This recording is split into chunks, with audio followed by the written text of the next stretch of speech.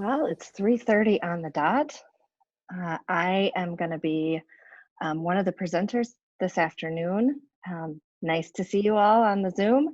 My name is Jennifer Folliard. I'm with SDSU Extension here in the Sioux Falls office, and we're going to be talking about accepting SNAP at farmers markets.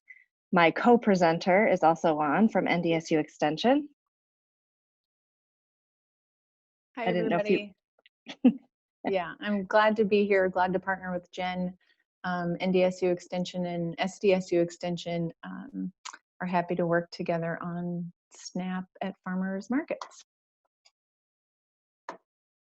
So we'll get going. If you hadn't heard, we are going to be recording this webinar so that we can share the link. We're hoping if all technology goes well, we'll be able to share the link maybe in a few days. So if you have others that are interested in learning more about this, you can forward on the link to them as well.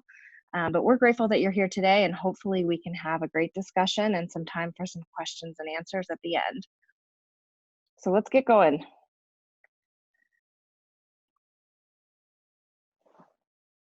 Okay. This is basically where we're going to go today. This is our overview slide.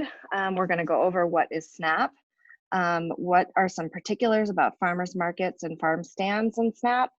We're going to be debunking myths around SNAP and farmers markets, and we're going to do some brainstorming and think through some best practices around marketing ideas and new programs for markets.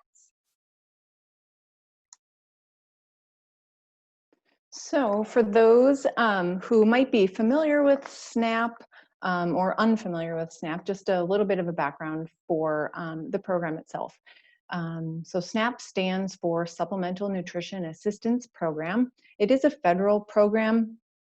It might also be known or have been referred to as food stamps. It's formerly known as food stamps. And SNAP is, like I said, a supplemental nutrition program for folks with limited resources. It's across the entire United States and the territories. And partnering with local state agencies with social services or children and family services. And again, it's to supplement the income of families and individuals with low or no incomes. And then they're able to purchase food and stretch their food dollars further through the months. And then I'll also mention that the benefits that each family or each individual receives does vary, and it depends on a variety of factors. But the administration of those benefits don't pertain to farmers markets or retailers or farm stands in any way. The administration of the program is completely separate from the use and redemption of the program. Then how we use the SNAP program is when we start talking about the EBT card or the SNAP card itself. So Jen, if you want to do next slide for me. And so each of the cards, they look a little bit different but similar among South Dakota and North Dakota. And it's an electronic benefits transfer card. An EBT, it's just like a normal debit card. It's got a certain dollar amount on it depending on the benefits that have been received by the participant. And then they can redeem that dollar amount through the month just like a normal debit card. There's a PIN associated and a personal account number that is unique and not transferable amongst other individuals or families. And you use it just like you do a debit card at a normal point of sale system at a grocery store or other retailer. So at the farmer's market or a farm stand, the card is swiped and the purchase is made, and the funds are then transferred from the account of the participant to the farmer or farm stand. And there's no change, there's no exchange of currency. You can't overdraw from your SNAP account. And you also can't make any purchases that are over the amount that's on the card. And so if a purchase is $10.15 and there's only $10 on my account, it will read as a denial until you can run the card for the exact amount or less.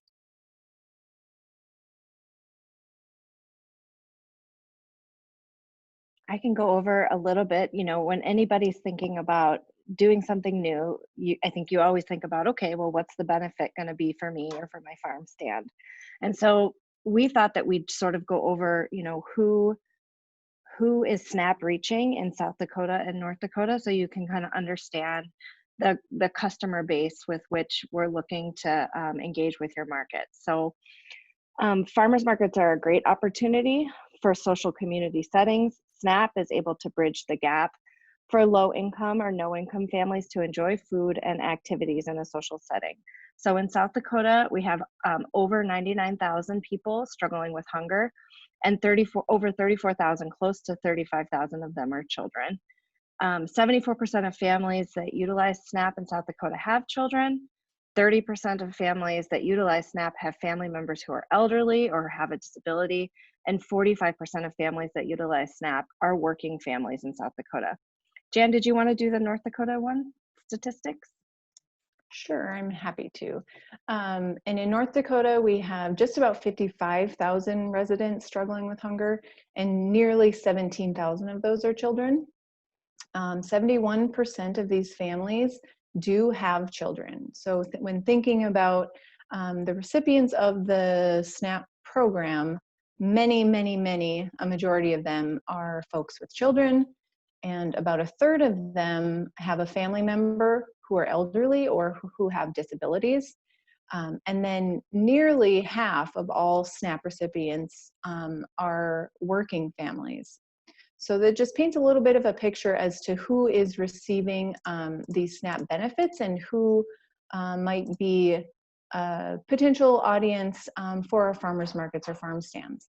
And then I might also want to mention that when a farmers market or a farm stand begins accepting SNAP, it means that we are saying yes to these folks and these families to bring them in and kind of connect and create community around it.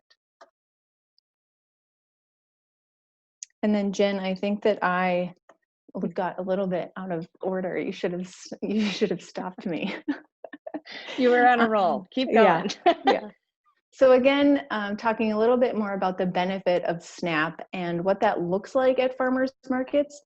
So for every dollar that SNAP turns around in the community, we see a return of $1.70 in our local economic activity. And we all know the benefit of farmers markets and farm stands in a local economy.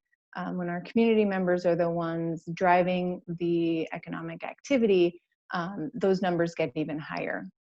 And I'll also mention that thinking about it in a little bit of a different light for accepting SNAP at farmers markets, in North Dakota specifically, there are about $79 million distributed in SNAP on an annual basis. And those SNAP dollars redeemed at farmers markets is about $5,000. So if we think about the opportunities there are to kind of, again, bring new audience and new community members to a farmer's market, there is a lot of economic opportunity when a farmer's market accepts SNAP and then able to see what those returns are in our community. So I think we're going to get into the nitty gritties a little bit. What can be purchased with SNAP? I think that conversation is probably first and foremost in your mind, considering you're selling food products.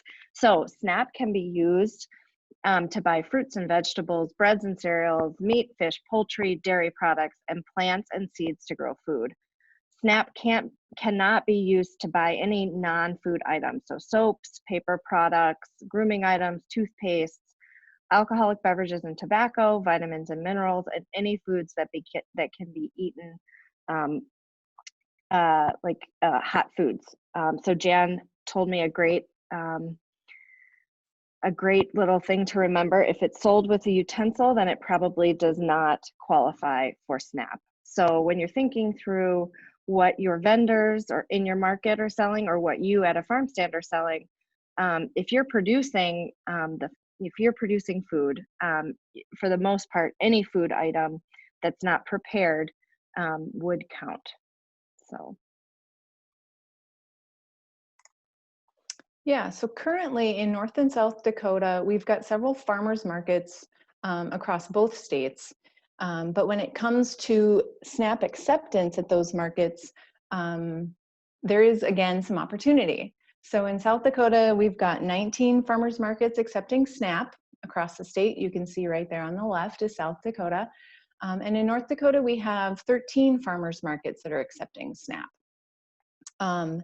And again, the farmers markets that are available, you can see on the North Dakota map, all the stands are farmers markets, and then with the little SNAP logo are the ones that accept it. And the reason there's not actually 13 SNAP icons is because in some locations there's two farmers markets.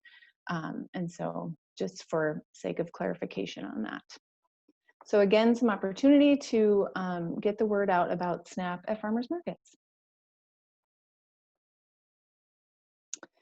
Moving into some things, when our mind comes to SNAP and federal programs, we can think of all the reasons not to get involved. But Jen and I are excited to be here with you today to kind of go over some things, addressing some issues and some challenges, but also letting you know that it is doable. And so with that in mind, feel free to type in the chat box if you have questions. We'll have a little bit of time at the end.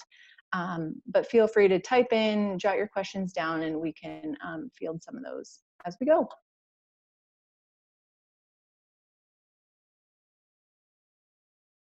Okay, so let's jump right in. And I think when we're going through some of these myths or concerns, what we'll end up doing is kind of going through the process of how to accept SNAP. And so this is number one, concern number one. The application is too complicated. So the application is only 4 steps, and I know that, you know, I see Mary Jo Parker from Lake Andes, who has worked through this with us at the Lake Andes Farmers Market. And so even though we say it's 4 steps, there are a few additional steps underneath, so sub-bullets under each of these. So we're going to walk through those a little bit. So to accept SNAP, you need to be an authorized retailer through the federal government, and that agency is the Department of Agriculture, Food and Nutrition Service. So this is to ensure program fidelity. So our first step is to get that USDA account. The second step is to complete the online application. The third step is to submit supporting documents. So, and we'll go through all of these in just a second on these next slides. And the fourth step is to check your application status when you get to just kind of check in and see where it is along the processing route at USDA. So it takes on average about 45 days. So if you apply but if you apply in the off season, it can be much shorter. So I just spoke with a CSA, a community supported agriculture agents or group that submitted for their USDA authorization in October, and it took them 4 days to get authorized through the federal government. So I think it can go fast. I think what we're looking at now, we're at the end of February, and so Jan and I wanted to get this webinar out to you thinking, okay, it's at least 45 days before market season. You know, if you were able to look at this webinar and get some of the documents going and fill out the application, we thought this was a good opportunity to walk you through that. So the link to apply and to start application is right here. And so let's dive in. Right. So the first, one of the first steps before even starting the process is seeing if you're eligible to accept SNAP. Again, we don't want, not any retailer is able to become an authorized user. So meeting one of these 2 criteria can confirm your eligibility. So half or more of your total gross sales should come from eligible staple foods such as meat, poultry, fish, bread, cereal, vegetables, fruits, and dairy products. So again, there's subcategories of each of those products. So all the canned goods and the baked goods, all of those things are eligible items to be purchased with SNAP. So if half or more of those total gross sales come from those items, you qualify or you're eligible.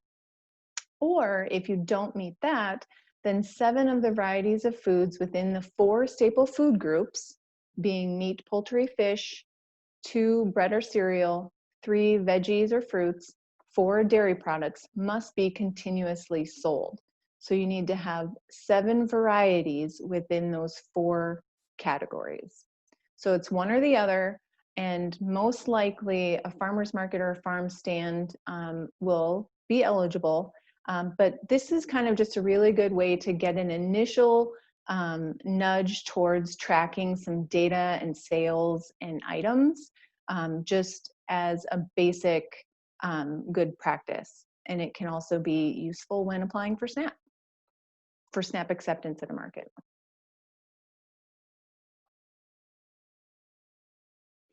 So the next question you want to think about, and the title of our presentation is whether you're a direct marketing farmer or you're a farmer's market. And so these definitions are pretty, I think they're pretty clear. A direct marketing farmer focuses on each vendor independently. Each vendor is responsible for understanding and complying with SNAP regulations. So this is a vendor-based system. You could have a variety of direct marketing farmers, so vendors, at a market. And each one of those vendors could accept SNAP. The other option is if you were a farmer's market. So, and a farmer's market is defined as 2 or more farmer producers that sell their own agricultural products directly to the general public at a fixed location. So this is if your market decided, you had 4 vendors at your market, and your market decided, yes, we want to accept SNAP as a market. Your market would then apply for that authorization through the federal government. If you're a direct marketing farmer, that farmer or the producer would then apply for the authorization through the federal government. So I think I'm just going to stop there really quickly and ask if anybody has any other questions. I know we had one question in the chat box, but just making sure. This is a good question. Are dehydrated foods such as chili, onion, or garlic powder acceptable? So I think so, because they would be considered spices. Right, Jan? Yes, I would confirm that. Yep. Yep. And then we did get your question about SNAP dollars in Minnesota, and I can follow up with you on that in an email. I do have your email address, so I'll plan to do that. Are there any other questions before we move forward?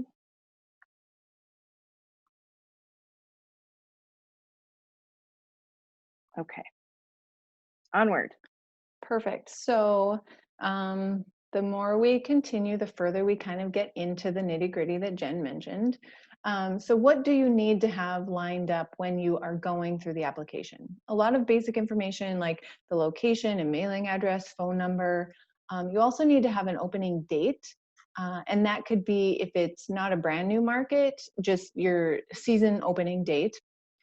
If you are a brand new market, be mindful that if you're a new market and applying for SNAP acceptance, you cannot apply more than 60 days out from your start date. And then you'll also need to include some operation questions, how often you're open, the months, the days of the week, and the times. And again, this is all because they do compile this information, and then it's shared through the state agency that houses SNAP, usually Human Services or something of the sort. And so then when you go to their website, they have that information on where SNAP customers can access and utilize their SNAP benefits. What else do we need for the application? Some sales information. So either actual or estimated. And then again, when you're a new market just starting, again, it will all be estimated. And if you have been open previously, then using some numbers that you have from previous seasons. And again, this is just for, it's just a systems check. It's not going to be, you're not held to anything, as well as the types of food products you offer or that are being sold. Again, it's just to get an idea of what is available for the end user, the SNAP customer. It's not so much to hold you to anything as a market or a farm stand, it's just a systems check.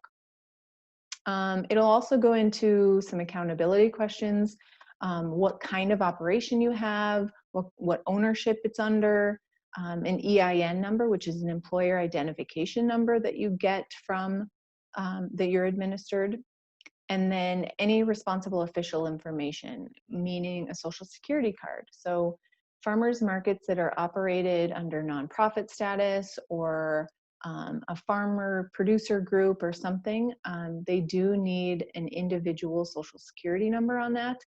One of the farmers markets here in town, my social security number is on that. And again, it's all for tracking purposes.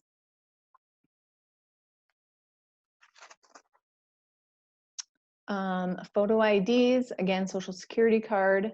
One thing that I will mention is that if the farmers market is owned by a government organization or entity, then no social security card or social security number is needed for that.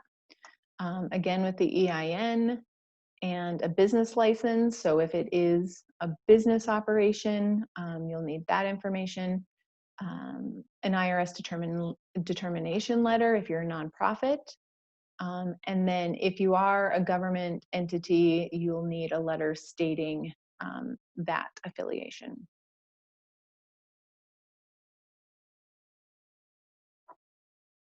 Okay, that was a lot, but we plan to provide the slides for those that registered via email. You all registered via email, so you should be getting the slides and have the information available to you, so you can have all your documents ready to go when you're ready to apply for the through FNS or through the federal government. So let's move on to concern number 2. Accepting SNAP will be too expensive. These are an overview. Right here on the slide is an overview of an estimate of costs to anticipate. Equipment purchases, there's a one-time fee of anywhere between $470 and $2,000, depending on the specific point of sale or POS you're interested in buying. So, and some of the variation with those are EBT only. So if you're only going to be accepting SNAP and you aren't going to be accepting any other credit cards or debit cards, you can get an EBT only machine. The other one is a smart device or a card reader and apps. So all of the variation there is quite vast. And so and we're going to go over some of the machines that might be available to you in a few moments here. An equipment rental. So if you wanted to rent a machine, it's $20 a month to rent. Setup fee, sometimes a third-party processor, which for North Dakota and South Dakota is the company FIS, is anywhere between $50 and $150. And then a per transaction fee is anywhere from 10 cents to 30 cents per transaction. And I think our average on the South Dakota side, I think it was 15 cents. So that's just to give you an estimate. Monthly service fees are anywhere between $15 and $50 per month. And that's for that third-party processor to be kind of accepting those and managing those sales and the EBT, the SNAP customer's number or card. On the next slide, I think, yep, I was checking to see if I was going to do the slide or if Jan was doing the slide. So I'm going to go ahead and keep going. These are some of the opportunities that are available right now regarding equipment. So I think we're all very familiar with credit card terminals. So there is free equipment opportunities available in both North and South Dakota. And there is talk of USDA, so the federal government, awarding the National Association of Farmers Market Nutrition Programs a grant to provide mobile SNAP processing equipment, so mobile SNAP EBT equipment and technical support to farmers markets and direct marketing farmers. what we have, we have been calling around. We actually put in a request to USDA, but we haven't heard any more details about that. The award was noted, but for right now, we don't have any additional details. Currently, what we can say is that in South Dakota, the South Dakota Department of Social Services, which is the state agency that runs SNAP in South Dakota, has 5 EBT only wireless terminals available for free. So if you are a market that has never applied for SNAP, or a direct marketing farmer that has never applied for SNAP, these are available to you. So once you have worked through that FNS authorization process, you can then notify the South Dakota Department of Social Services, and that information will be at the end of our presentation as well, to let them know you're interested in a wireless terminal. Now, I did get a word of caution from our Department of Social Services contact, and she said, while we do have 5 EBT only wireless terminals available for free, they can get access to additional ones. And so it's not like it's 5 and done.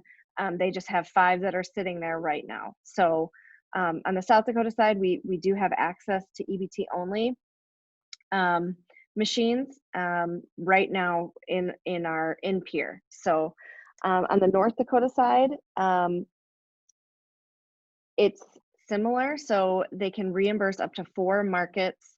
The Department of Human Services, which is the North Dakota agency that runs SNAP, they can reimburse up to 4 markets each year, provide point of sale equipment, banners, signage, and they will do a media release, which is unfortunately not what happens on the South Dakota side.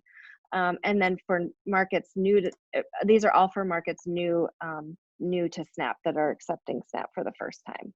Jan, did I miss anything?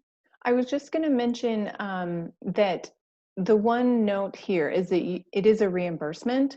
So the market or the farmer will have to purchase the POS system, but they will get reimbursed. And I think it's up to $1,200 per terminal. But that allows the market or the farmer to purchase what works best for the market or their setup. So if it's wireless or if it's EBT only, there's some liberty into what system you're purchasing. And then I will also say that the Department of Human Services has been very supportive and appreciative of markets that are applying for SNAP acceptance. So they've been really good to work with. And we've got a question, Jen, here. So point of sale merchandisers that offer wireless connection for direct farm marketers. Is there a list of companies farmers can contact to begin evaluating?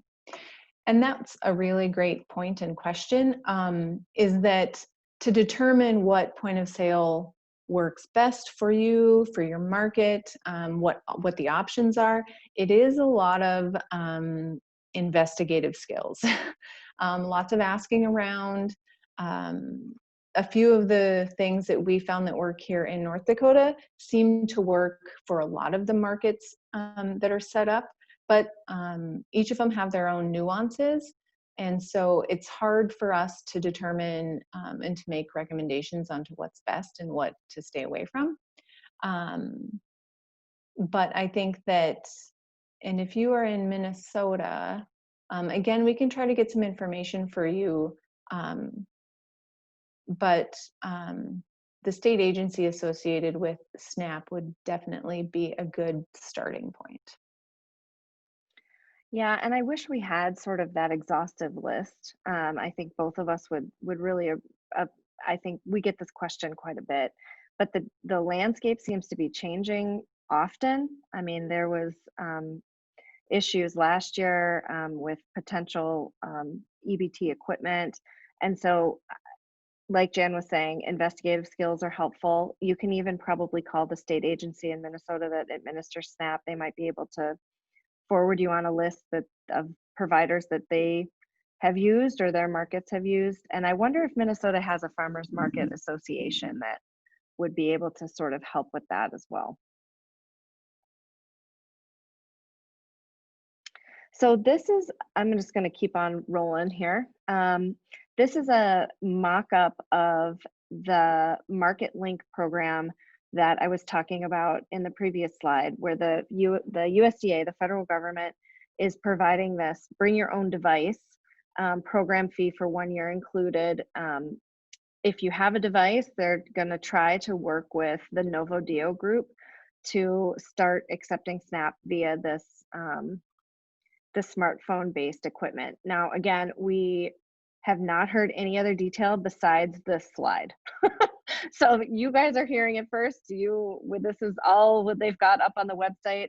I would encourage you also on the website, they have an opportunity for you to enter your email address and say you'd like to be, or you're interested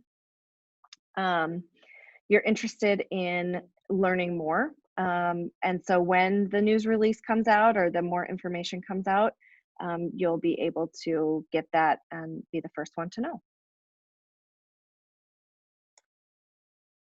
All right. Concern number 3, the complication that the program is hard to run and not easy to administer at a market. So again, the EBT equipment, the terminal itself operates exactly as it does with any other credit or debit card machine. So it's swiping, typing in the numbers, if there's a PIN number, receipts, all those things, all the same as normal credit debit card transactions. So at the farmer's market, there's 2 options on how to accept SNAP at a market. The first option being the customer shops first. So if I'm using my SNAP card at the farmer's market, I'm going to go to the stands, the different booths. I'm going to go to a booth. I'm going to want to purchase some SNAP eligible items. And then I'm going to get a receipt from the vendor, take it to the market booth where the terminal is. They're going to swipe my card for the purchase amount, and then the vendor on the back end will then get reimbursed from the market. And so the second option would be where customers pay first, where you're kind of purchasing tokens or scripts, whether sometimes you might have seen like a wooden coin or paper script things that kind of look like a coupon. And that is where the customer swipes their card and they can choose whatever dollar amount they have available on their EBT card. And then they get that same dollar amount in tokens or scripts, and then they can use that as currency at the market. So those are basically the 2 kind of whittled down versions, different scenarios that you can use at a market. It's one or the other, you can't do both. Just for mere complexity and headache aversion. And then there's pros and cons to both systems.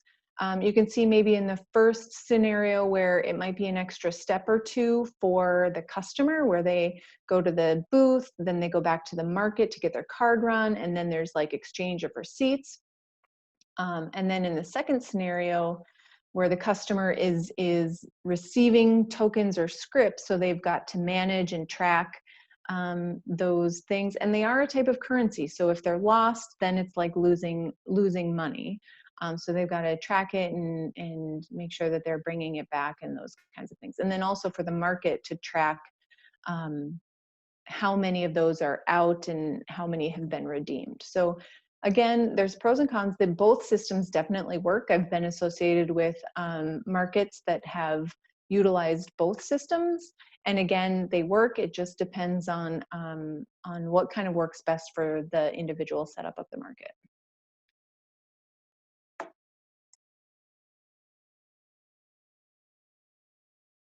So concern number 4, there's too much reporting with SNAP. So generally, these are just some general guidelines on what to expect when you're thinking about reporting. So accounting, having a separate bank account for the token program or the script program, like Jan was just talking about. And I think, Jan, you actually noted it before, having that separate bank account for the tokens is really important. Simplifies tracking activity, and the Food and Nutrition Service, so USDA, requires a detailed audit trail in order to avoid potential fraud. Some IRS requirements, Now, again, it's going to be very different based on what your business structure is. So many South Dakota farmers markets will be exempt from issuing 1099-Ks. A farmers market will have to issue 1099-Ks if your market has 50 or more 50 or more farmers and vendors accepting or redeeming tokens, or your market has any farmers or vendors that you make 200 or more reimbursements to during the year. So, you know, for the smaller markets, this probably is not going to be a big deal on the 1099-K form. And so this information is directly from the Farmers Market Coalition website. And again, we need to stress each market or vendor will have very different requirements based on income and business structure.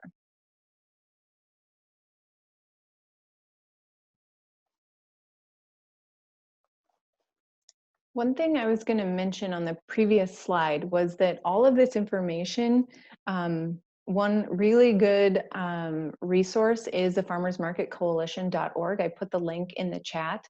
And if you are just now beginning to think about some of these things, and this is all new information, that's a really good starting point. They walk you through a lot of different things.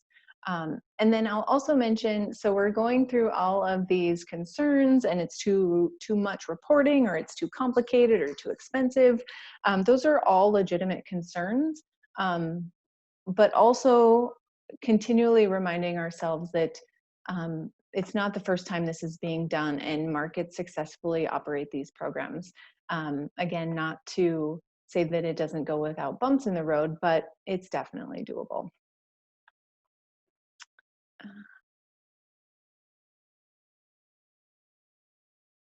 All right, so concern number 5, if we get it, no one will use it. So clearly there are some steps involved, there's forms to fill out, there's things to consider in reporting and operations.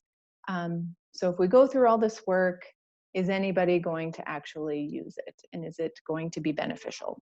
So again, there's tools that we can access. And again, I think this link will be shared at the end. But we can see on USDA's website on how many people we have who are SNAP eligible in our counties. And so here you can see this is South Dakota.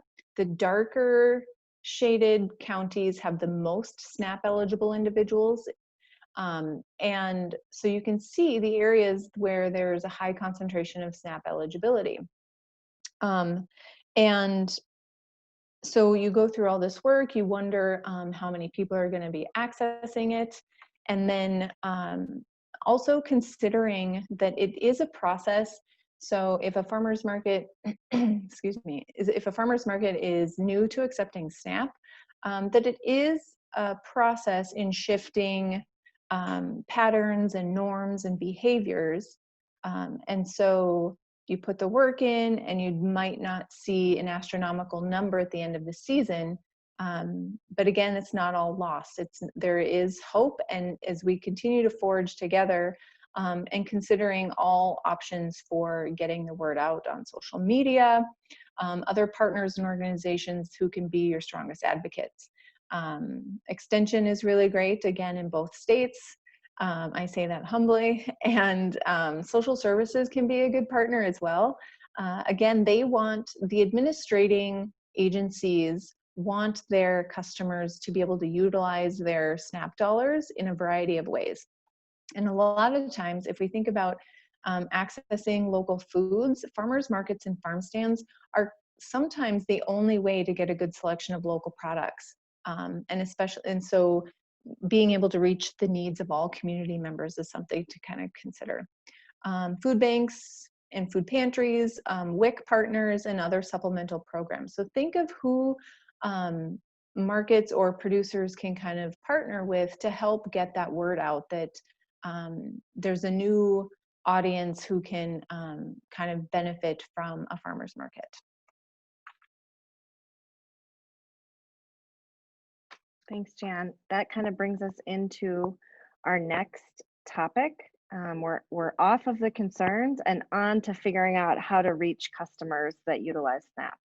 So we're going to go through some marketing ideas and best practices, and we'd love to hear your ideas on how you market to your customers and how you think you could reach out to the SNAP audience as well. So, utilization of SNAP at markets really can depend on how effective your marketing is. And I think Jan sort of hit on that point in the previous slide. It's good, it is really good, and it's a good marketing tool for all customers to know that SNAP is accepted at the market because of the positive community impact that it can make. So some general ideas for marketing that apply across market segments, including customers that will pay with SNAP, are organize your farmers market in an efficient and organized way. Duh. Display prices clearly and legibly. Market high quality products, cleanliness, ease of travel to and from the market and on social media. Reinforce appreciation for attending, potentially have incentives for returning customers.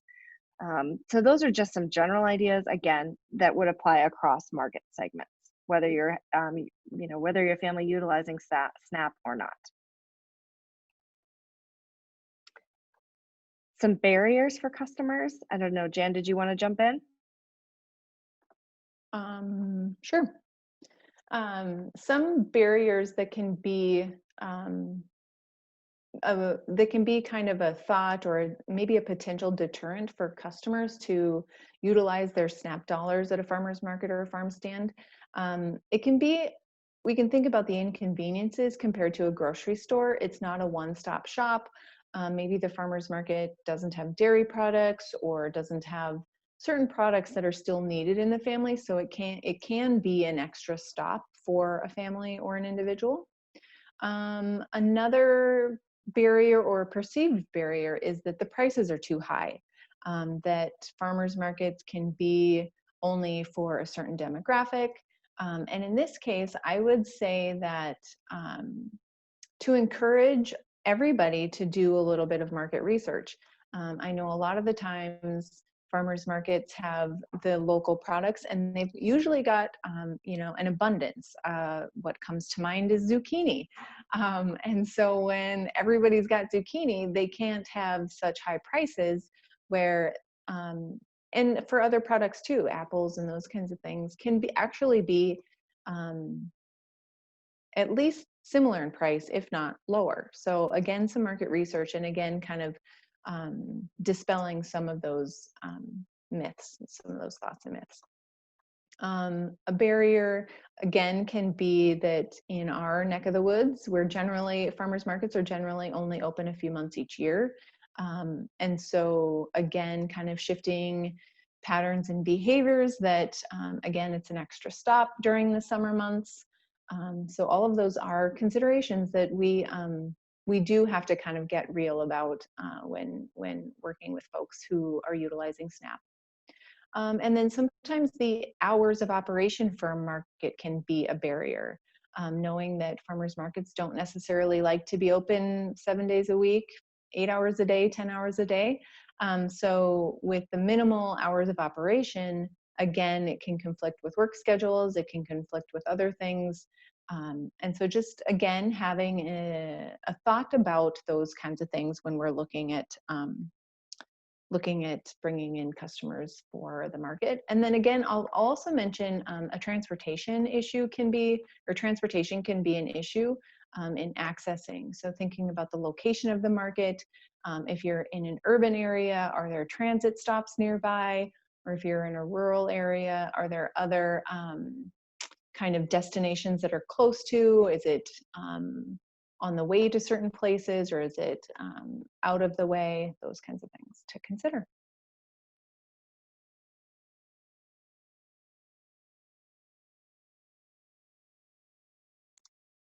All right, so then I guess I kind of went over some of these already. That's great. Yeah, so overcoming some of these barriers. Again, thinking that farmers markets and grocery stores are in direct competition can be a little bit of a limiting factor. So thinking about it a little bit creatively and thinking about partnering with a local grocery store. Maybe it could be in the parking lot, or think outside of the box on some of these.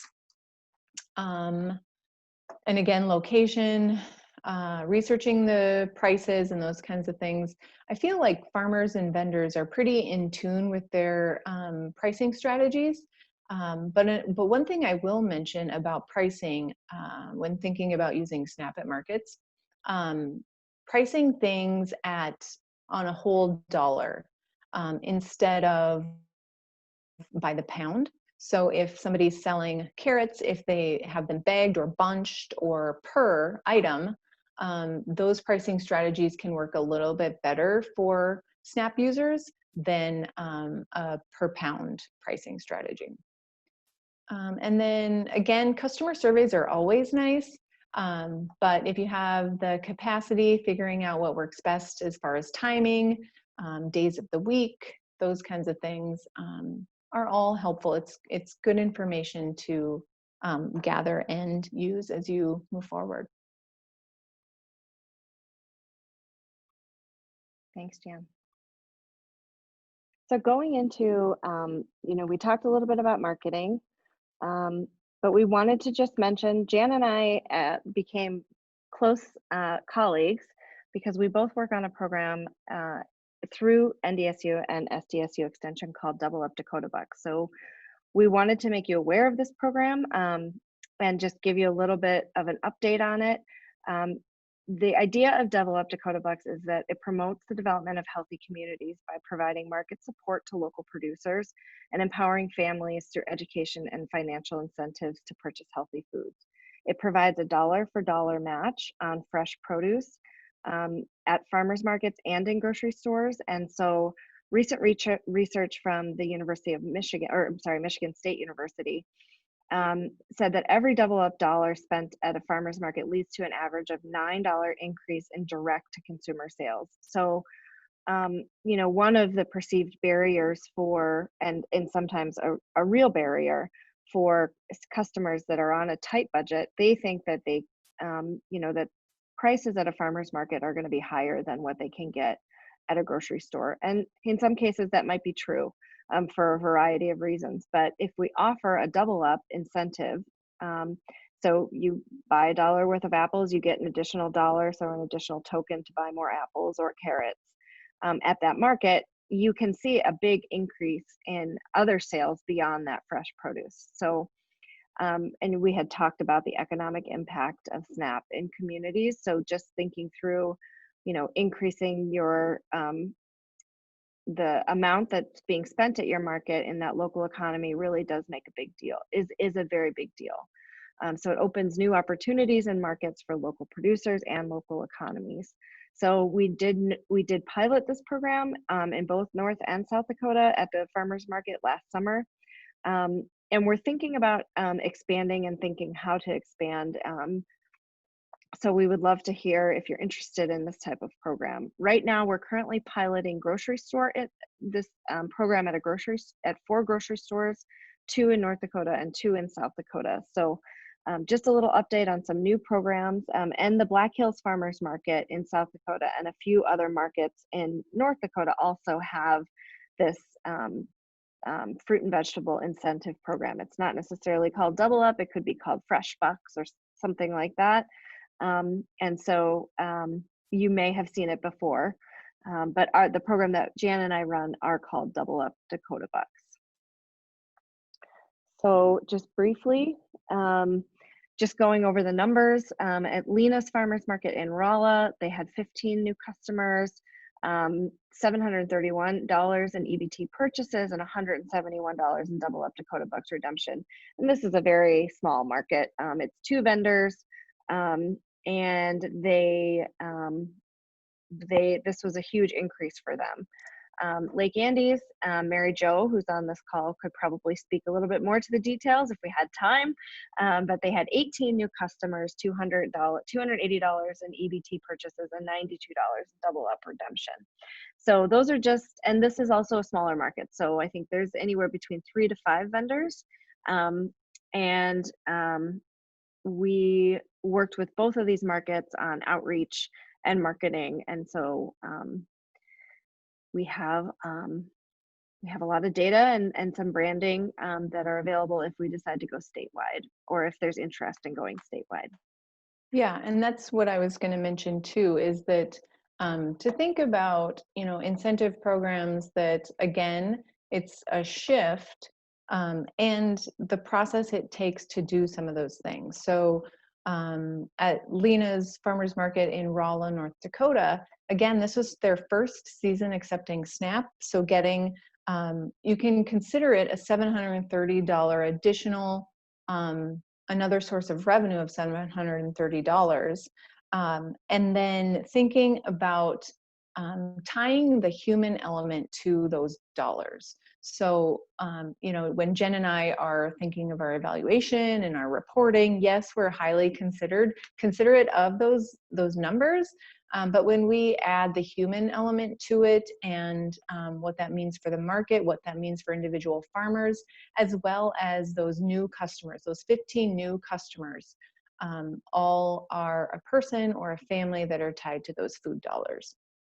And then I'll also mention that when implementing an incentive program like the Double Up or anything like that, an incentive program we tend to see a drastic increase in SNAP usage when there's an incentive program tied to it. So SNAP acceptance is great. And then again, the funding that we think about with an incentive program, again, is always the question, but we're happy to kind of continue those conversations. And Jen and I, we're excited about the project. And so it's been a fun experience. We do have a few questions in the chat box, so I'll just scroll up and start with the ones that we haven't addressed so far. So, and your questions are great, we do appreciate it. What if someone from a bordering state uses a SNAP card? I'm pretty sure that if you are a SNAP user and have an EBT card, you can use it across state lines. Yep, it's a national program, and I'm almost 100% sure as well. But if you really wanted to know or had some specific questions, you could call the state agency that administers SNAP to make sure. Yeah, but I'm pretty sure that I'm pretty sure that we are able to use. So if I live in Fargo but use it in Moorhead at the farmers market, I think that I would be allowed to. Then there's a store opening in Rapid City at the mall to offer South Dakota produced items, and wondering how we can get selected to offer Double Up bucks, and we have them self-funded at the farmers market. Great. So the self-funded is always excellent if you can do that. It is individual and dependent on a lot of things. Jen, do you have a little bit? Yeah, nope. I would say, Kyle, just let's get in touch and we can talk more. I am in contact with the market manager over at Black Hills Farmers Market. So we are thinking about, strategically, how do we expand? So it is interesting, that the Double Up specifically is for food. And so, I know you said South Dakota produced items. So I'm hoping it's food. I'm assuming it's food, but yeah, just to make that note one more time. Good point, Jen. Kayla's question, what markets and grocery stores are running the program? So I'm assuming Kayla means the incentive programs. And so in North Dakota, the incentive programs that Jen and I were working with was at Lena's Farmers Market up in Rolla, North Dakota. But in addition to that, there are farmers markets that offer their own incentive program and have those funded privately or with other grant funding that's available. Bismarcket in Bismarck, the Red River Market in Fargo, and the Town Square Market in Grand Forks. Those three also offer incentive programs. And the grocery stores in North Dakota are the One Stop Shop in Belcourt. So that's up north in Bottineau County. Or no, Rolette County. Good grief. Rolette County in Belcourt. And White Buffalo Grocery in Fort Yates, North Dakota. And on the South Dakota side, we did the farmers market, the Lake Andes Farmers Market.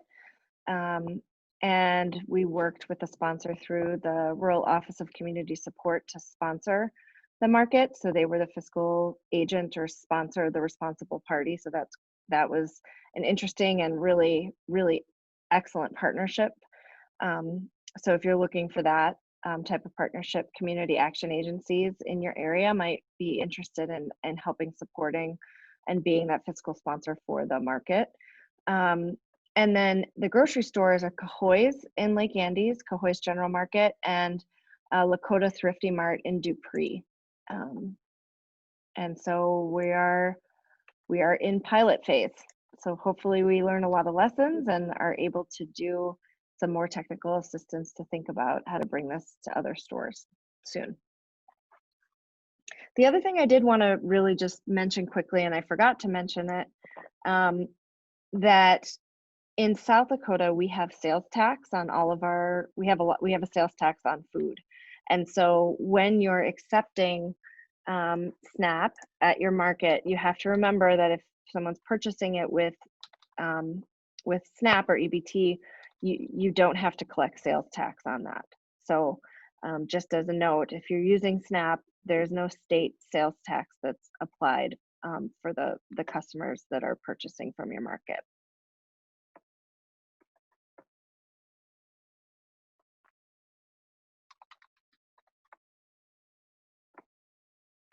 I've got a few other questions about what kinds of foods, again, that are eligible. And so they consider like jams and canned foods, so pickles and salsas and those kinds of things. Again, being mindful of food safety practices and what's allowable by state law and health department codes. But again, those are all considered eligible items being purchased with SNAP.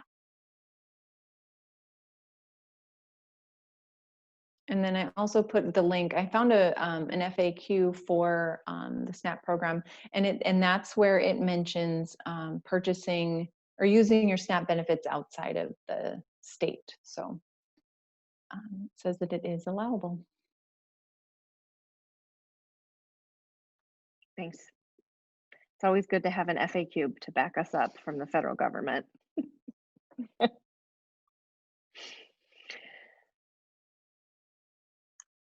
Any other questions?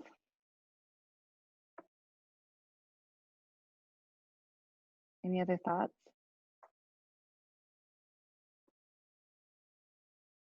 Jan, any closing thoughts from you?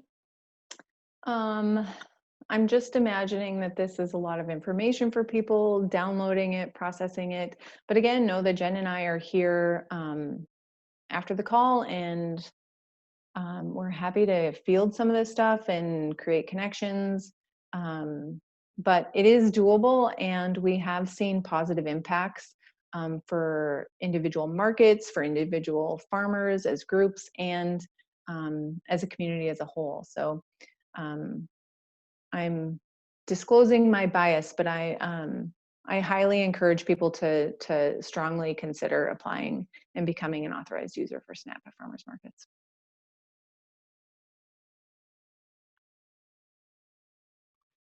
And I will second that. Jan has been, I will say, I am 1 year in on this venture, and Jan is multiple years in on her venture. So she is a veteran with farmers markets, and I'm really grateful for her willingness to partner on this. You have one of the most knowledgeable people in the area on farmers markets on the call that's in Jan. So there was a question about where we'll find the link, and I'll plan, if you did sign up with your email address, I will send out a link to the recording once we get it once we get the technology figured out. So maybe in the next couple days, early next week, you should expect something in your inbox from me with the link to the webinar and the slides. And yes, CSAs can accept SNAP as well. Mm-hmm. They go through the same authorization process. And then once they're authorized, SNAP users can use that to pay for their CSA shares. Great questions. Mm-hmm. Okay, well, we'll look forward to hearing about your successes at your farmers market. Please do stay in touch with us. We're always on social media. And via this, our email address is right here if you have any other questions. So again, thank you so much for your time and good luck in this season. And we hope to see more customers at your markets. So thanks again.